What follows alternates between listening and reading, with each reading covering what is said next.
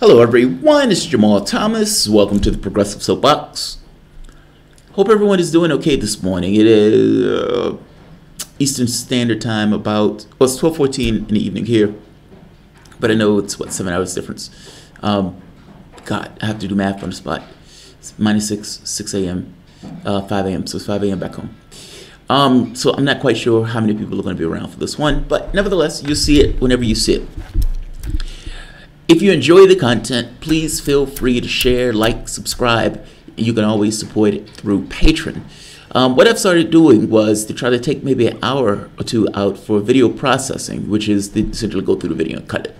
I gotta be honest, I don't know how long my tolerance for stuff like that is not all that high. I started chomping at the bit and I started thinking of other stories that I can do. I'm an Aries moon after all, is what it is. You know, I followed and covered the Julian Assange story because I think Julian Assange has been magnificently important in pulling the veil off of this is your reality. Deal with it. Now, you can imagine people who are in power don't particularly like that. Things of the intelligence services and those type of things will absolutely be antagonistic to somebody like Julian Assange. After all, they work in the shadows. And if he's turning around shining a spotlight on those shadows, where you're making my job harder and you're making my life more difficult. The problem is, the fact is your job works in the shadows. And in order for the public to be able to have any idea what their country and and how their money is spent, they need to know. They need to know. Not to mention, national security has started to be used as this kind of thing to just keep things that should be known to the public. The Guardian, who I actually oftentimes like, has certain reporters on The Guardian that are intimately connected to the intelligence services. Or, let's say, and this is conjecture on my part, but is having those services whisper in their ears. And they, being Russophobes, and being in this camp of Russia did, hack the election, all this other stuff, Luke Harding being one of those people that got embarrassed by Aaron Matei on this particular topic, publish it. They publish it. Even when the people who are actually involved, who they go to and say, hey, did this take place? They say, no, that's cartoonish. It didn't take place. They still publish it as if it's true. Take a look at this.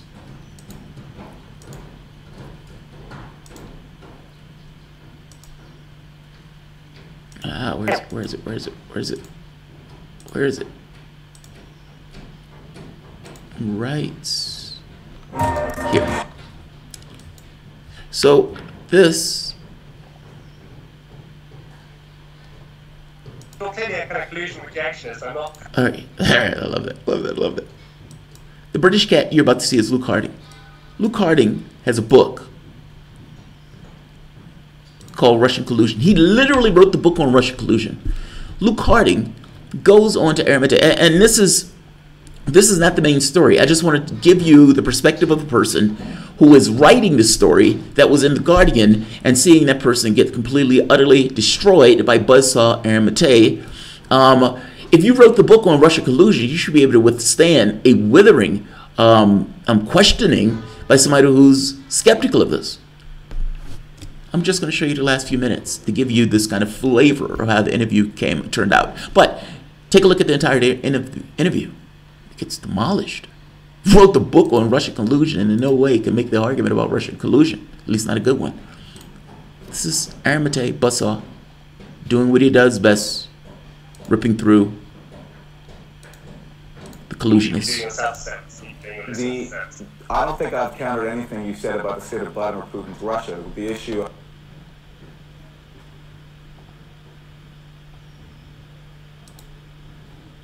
We're conflating that with evidence and a conclusion that meant that he cultivated Trump and intervened in the election. I think those two things are different. That's your view, and it would be great if you could go to Moscow, go to Kiev, go to the post-Soviet world, talk to people from the Russian opposition, talk to human rights activists, talk to journalists whose colleagues have been murdered, and perhaps understand a little bit better the kind of state that Vladimir Putin's Russia is. I think you'd be doing yourself a service, and you'd be doing your listeners a service. I don't think I've countered anything you said about the state of Vladimir Putin's Russia. The issue under discussion today has been whether there was collusion, the topic of your book. Yeah, I know, but you're clearly a kind of collusion rejectionist. I'm not kind of sure what evidence, short of Trump and Putin in the sauna together, would convince you. Clearly nothing would convince you. But again, but again, well, look, this gets back to the issue. The question is whether there is any evidence so far, and I don't see it. And it looks like Luke has logged off. Is that true? Well, we've lost Luke Harding. I'm not sure if that was intentional or not, but regardless, we're going to wrap the interview here. The book is called Collusion, Secret Meetings, Dirty Money, and How Russia Helped Donald. He gets so flustered that he signs off. The reason he's flustered is because some of the stuff he was saying was just absurd. Like in one case, it was the way a guy wrote punctuation. It was like, does this portend to something else? Like it was, you wrote the book on Russia collusion and you couldn't make a case for Russia collusion. And at the end of the interview, which is why I showed that part at the very end, he ends his point on, look, Vladimir Putin's a bad guy. Vladimir Putin's a bad guy. And he's killed journalists. And he's done this. And he's done that. And Aaron had to kind of make the point to him that I've made continuously. My defense is not of Vladimir Putin. I don't care if Vladimir Putin is a bad guy. What you're saying is that there was collusion between Trump and Russia, and you need to show that there was collusion between Trump and Russia. Vladimir Putin can be the goddamn devil himself. That doesn't necessarily mean they were colluding. And the idea that you'll double down on Vladimir Putin's a bad guy gives me this impression that the collusion thing isn't the thing that's the most important here. The fact that he's a bad guy and you're trying to find something to hit Putin on. Yeah, you can hit Putin on whatever you want. Just don't use the presidency and don't take my country into this kind of weird war setting in doing so. That guy writes for The Guardian. That guy has written a piece that is cartoonish in its conspiracy theory, saying his argument in the piece, saying that somebody whispered in his ear, you never know who, some anonymous source whispered in his ear, and that anonymous source said that Russians had this secret plot to ferry Julian Assange away on Christmas, or Christmas Eve. He named a gentleman that's supposed to have been the fixer and the intermediary between these things. Now, in going to this fixer and asking him, hey, fixer, is this true? The fixer said this is hogwash and utterly absurd. And The Guardian says, thank you for your conversation, thank you for your opinion. And he goes and publishes the piece in full anyway. Craig Murray rips this apart.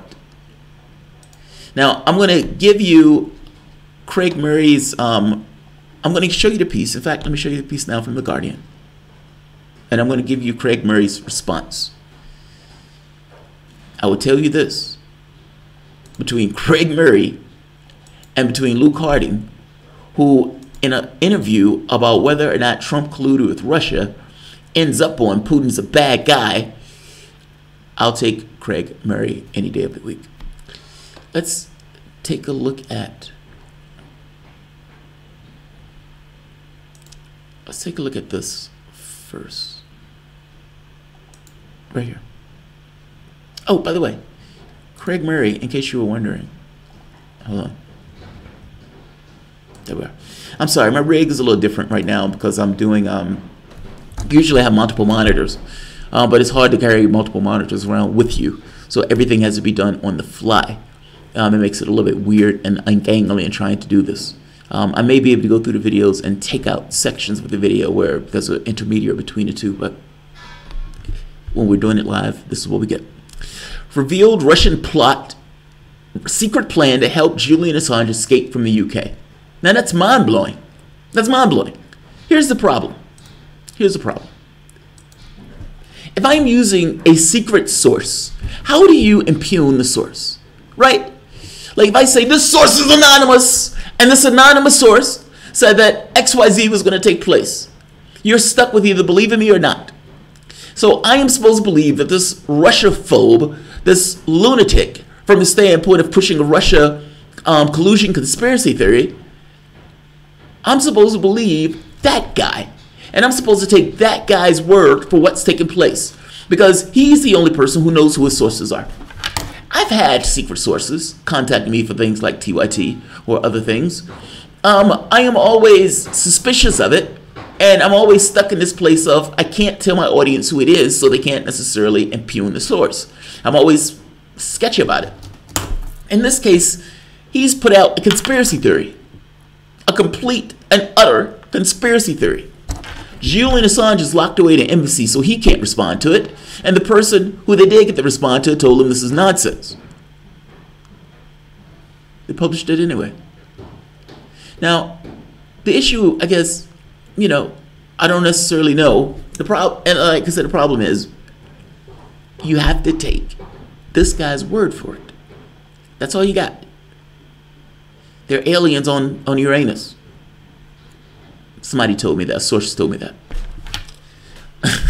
You have to take my word for it. I'm just saying that is not necessarily a way to go about stuff like this. But at the very least, being very sketchy about it. And at the very least, so you will have a perspective of the person who's writing this. That guy. That guy. A tentative plan was devised that would have seen WikiLeaks founder smuggled out of an Ecuador London embassy on a diplomatic vehicle and transported to another country. One ultimate destination, multiple sources have said, was Russia. Who are those sources? I want to know who your sources are. Who are those sources? Where Assange would not be at risk of extradition to the United States. The plan was abandoned after it was deemed too risky. The operation to extract Assange was provisionally scheduled for Christmas Eve on 2017, one source claimed, and was linked to an unsuccessful attempt by Ecuador to give Assange formal diplomatic status. Look at all this. They got charts. They got charts.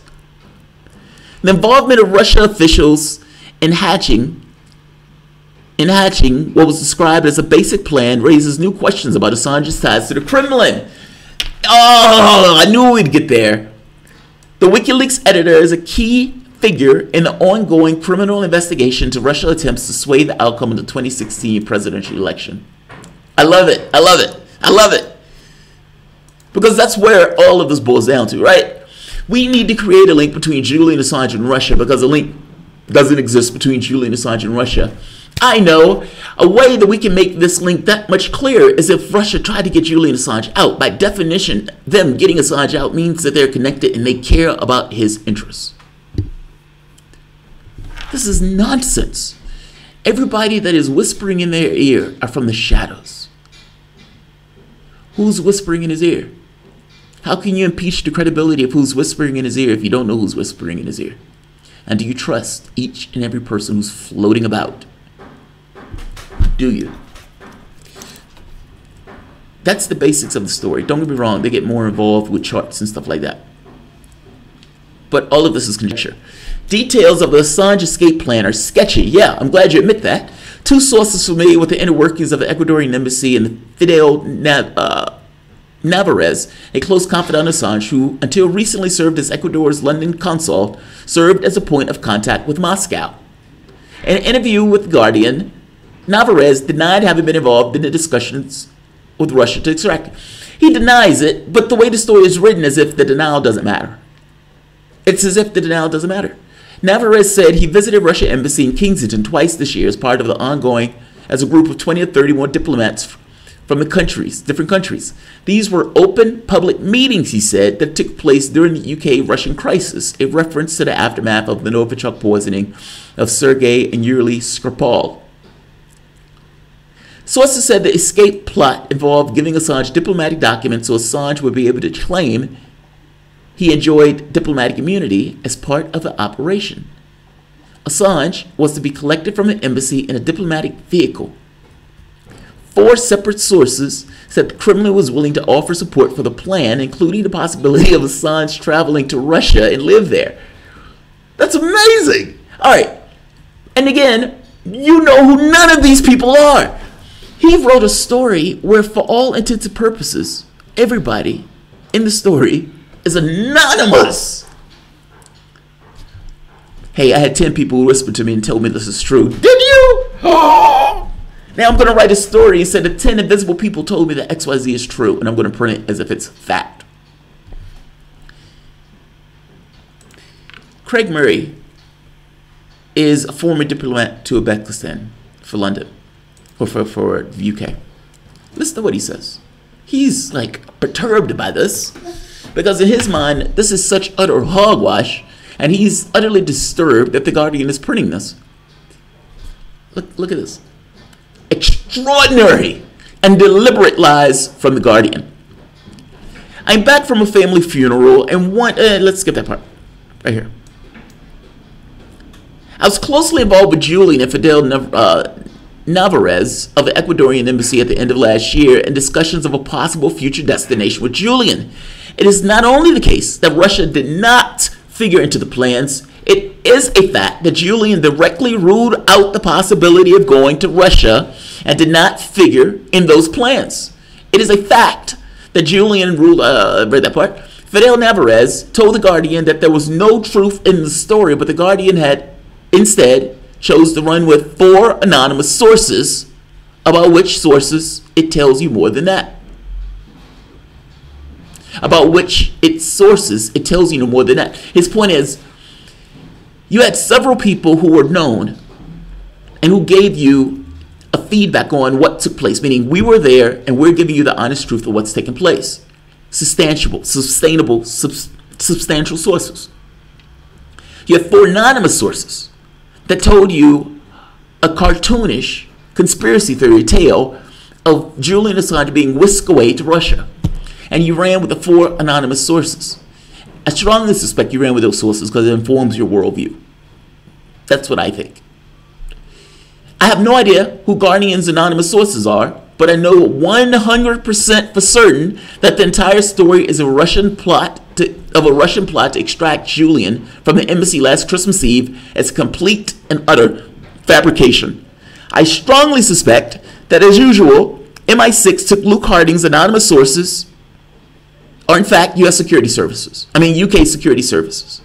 And this entire piece is black propaganda produced by MI6.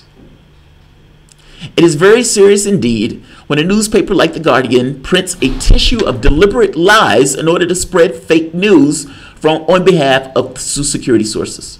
I cannot find words eloquent enough to express the depth of my contempt for Harding and Catherine Venner, who have betrayed completely their values of journalism.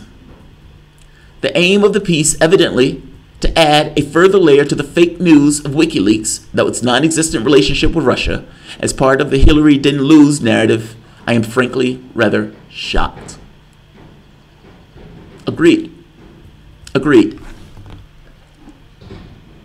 We have journalists in the United States that are also connected to the security services. The gentleman that was fired from the Los Angeles paper and ends up, oh God, what is his name? I shouldn't have even mentioned him.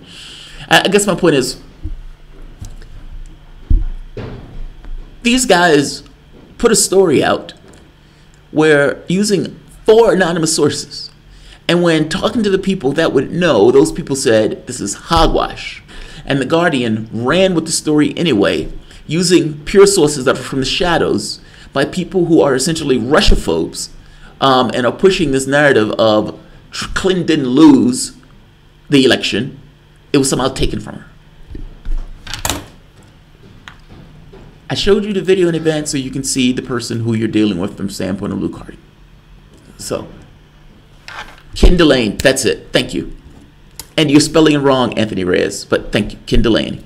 Ken Delaney. I'm not gonna keep this one long.